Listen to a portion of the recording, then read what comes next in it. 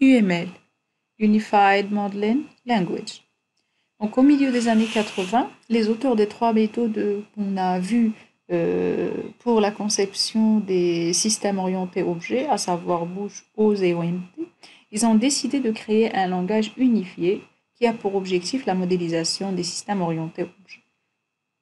Et donc, ayant pour objectif la modélisation avec des concepts qui sont exécutables en utilisant des techniques orientées objets, réduire la complexité de la modélisation et créer un langage qui est utilisable par l'homme comme par la machine.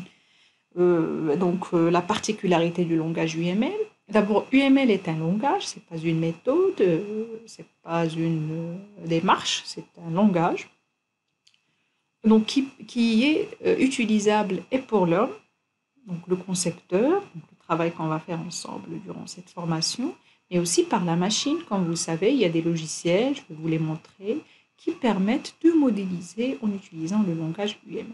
Donc, ayant bien sûr une représentation graphique avec des dispositifs qui sont formels, suffisants pour être traduits automatiquement en code source.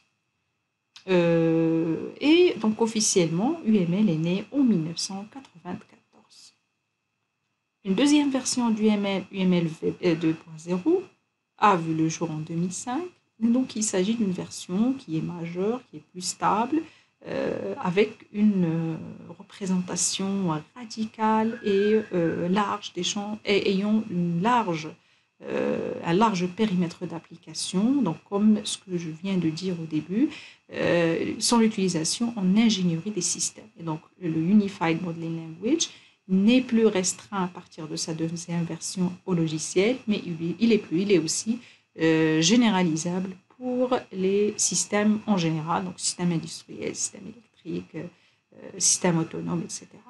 Il y a une version 2.5 qui a vu le jour en 2012, et cette version 2.5, on continue à avoir de nouvelles éditions avec des petites modifications, des petites spécifications par rapport à certains modèles. Donc le support de cours, il est basé sur la version 2.5 avec sa 4e édition en 2016.